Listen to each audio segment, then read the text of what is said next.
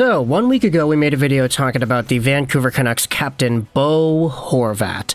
And pretty much, we discussed the new contract conversations that have been popping up around Canucks social media, because JT Miller was not the only Vancouver Canucks guy in need of a contract for 2023, 2024, and beyond. Bo Horvat is in the same boat. But, unfortunately, because Bo Horvat is not a 99-point caliber player, and because there wasn't an entire trade saga that spanned the course of like half a year regarding Bo Horvat, you had a summer that was filled more so with JT Miller talk rather than Bo, even though the contracts were pretty similar, structurally speaking. Well, now that JT is re-signed, Bo is the main attraction, making $5.5 million a season till the end of 2023, and he is 27 years old. He's in the smack dab middle of his prime, and, as we talked about in the video last week, Bo Horvat is a pretty good NHL player. 52 points, 31 goals, and 70 games played this previous year. He's a guy that could probably go out there and maybe get 30 goals again this season. He might even get upwards of 60, 65, maybe 70 points if he's lucky when it comes to his overall point production. Combine this with the fact that the Vancouver Canucks center core is pretty good with Horvat, Miller, and Petey. You might have yourselves either A, one of these guys moving over to the wing for a good chunk of the year, or a situation where one of these guys has to be the third-line guy, thus not really playing him in the best position to succeed because all these players, Petey, Miller, and Bo, are all much better than third-line caliber players. This is where we go over to Bo's recent interview that he did on, I believe it was Monday, during the Vancouver Canucks initial press conference scrum. As we said in the PD video that we published recently as well, classic press conferences are back. You have a whole bunch of microphones, a whole bunch of reporters, all crowding around one player in the locker room, and boy, is it fantastic to go out there and listen to. A lot of Bo's interview on Monday, I believe, was going over the contract situation. It was pretty much the undying topic that the media reporters kept on bringing up, saying, hey, is it more difficult to play because you don't have a contract? Are you thinking about the contract? Are you thinking about the future? And he kept on saying the same thing. I love it here in Vancouver, yada, yada, yada. It's up to my agent, though. I'll leave the negotiating to my agent. And he pretty much said that throughout the entire time, while also waxing poetic about the team that he is the captain of. But what I wanted to do here was go over an idea that Elliotte Friedman went out there and talked about on the podcast, as well as how this corroborates with Bo, too. Elliotte Friedman said on the most recent episode of the 32 Thoughts pod that what he reads from the Horvat scrum is that Horvat thinks he's going to have a monster year, and that the Canucks are going to be good by the trade deadline. Therefore, the team would not be able to trade him. This is a comment from Bo in the actual press conference. It's on NHLTradeRumors.me. I wanted to use this site because they transcribed the quote. Obviously, Bo says, I want to be a Vancouver Canuck, and I want to stay here. I love our group, my wife, and I love the city. If I wanted to play for one team my whole career, it would be the Vancouver Canucks. Obviously, contract negotiations, they're a long process, and we'll see where it goes. But I can't let that stuff bother me. I can't have it hang over my head. For me, I have to put my head down and be the best leader I can. I'm a Vancouver Canuck right now.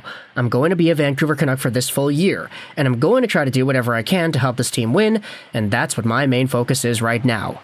Now, just before we go over into the next part of the quote, I did listen to the full interview. I watched the 9-minute video. It's kind of funny to see how all the media guys were kind of cutting each other off and stepping on each other's toes to try to ask Bo the next question. I guess you could say that it's because they haven't done a regular media scrum in like 2 years, but either way, Bo Horvat went out there and said that specific part at the end. I'm a Canuck right now. I'm going to be a Canuck for this full year. I love how he never really said anything about how there is going to be an extension, how we're going to get this done. He just said, yeah, no, it's my agent. Like, he's doing the thing. I'm focusing on the hockey. I'm a Canuck for this full year. He doesn't even go out there and say that he is going to definitively stick around. The most optimistic thing that he said was if he wanted to play for one team, it would be the Canucks. He loves the Canucks, etc., etc. But he's like, yeah, I want to be a Canuck, I want to stay here, but if I wanted to play for one team my whole career, it'd be this team. However, I'm only playing for this 1 year, and my agent is negotiating with the contract. So he's got that safety blanket in the way that he talks about his future, which I definitely do think is a smart way to go about it. I think, Bo says, the way that we left things last year, it still stung. I'm not going to say that it was a success last year because we didn't make the playoffs. To me, that's not good enough. Obviously, there were a lot of good things that were a part of our run, but we can be better. We can be more consistent, not rely on our goaltender as much, and kind of take it to teams and be pests to play against.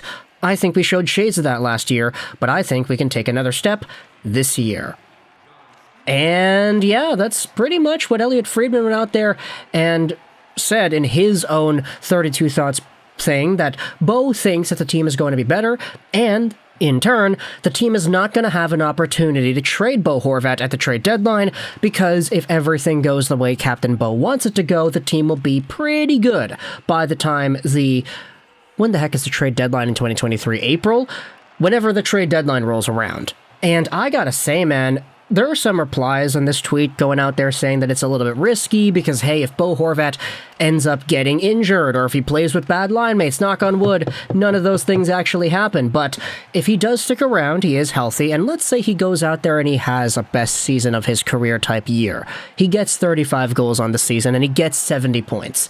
All of a sudden, when I think about, okay, the Canucks are in a playoff spot in April, and the team wants to maybe keep Bo around because they don't want to trade a guy who's doing this well while the team is in a playoff spot, and then you think, darn, if Bo Horvat at that point in time does not have a contract extension, like, he's kind of good as well gone, isn't he? This is the Johnny Gaudreau situation all over again. It all depends on whether or not the Vancouver Canucks have a contract laid out by the time the Friday before the next holiday comes around. Heck, I mean, everybody talks about how the Canucks have had that pattern of signing things on Fridays before holidays. Maybe we just have to wait a few hours before Bo Horvat's next deal gets done. Who really knows? But if there is some sort of a JT Miller thing where Brian Bartlett says, yeah, we're not going to negotiate in the middle of the season. We got to negotiate before, we got to negotiate after, but not during. If there is any sort of a resemblance to that and Bo Horvat enters 2022-23 without a deal, then all of a sudden I'm starting to get worried. Like, I don't discredit the idea that Bo could just go to UFA status and re-sign with Vancouver after some extended negotiations, but like, this guy's 27 years old, he scored 30 goals last year, he's in the prime of his career, he's a very strong, capable, powerful stride two-way center. Like, there are going to be teams out there that want to pay this dude, for sure. And so whatever Johnny Gaudreau situation ends up happening or not happening, it makes me pretty scared as to the outcome of Bo Horvat and his career in Vancouver. I mean, I want to say I trust a guy, right? He was drafted in 2013, Corey Schneider draft pick, etc., etc. We all know the story of Bo, but like, just how far does your belief, adoration, and following of one player allow you to not be worried about something like this? Johnny Gaudreau left Calgary, for crying out loud. Anything is possible now in the world of the 2020s NHL. We're seeing movement here. We were making a video about Austin Matthews potentially going to to LA just 3 hours ago. So, for contract negotiations, extensions, and all that, unless there is something already set in stone, like JT Miller's 7-year by $8 million per year contract, like, I don't know. We just gotta be a little bit cautious. Still cheer out there on the ice whenever Bo Horvat scores a goal. I think everybody's going to do that. But still, at the same time, acknowledge that Patrick Allvin, Emily Castonguay, hey, you guys got work to do still. So, talk in the comments all your thoughts about Bo Horvat and the update that we had from his press conference, as well as Elliotte Friedman's idea on that same topic.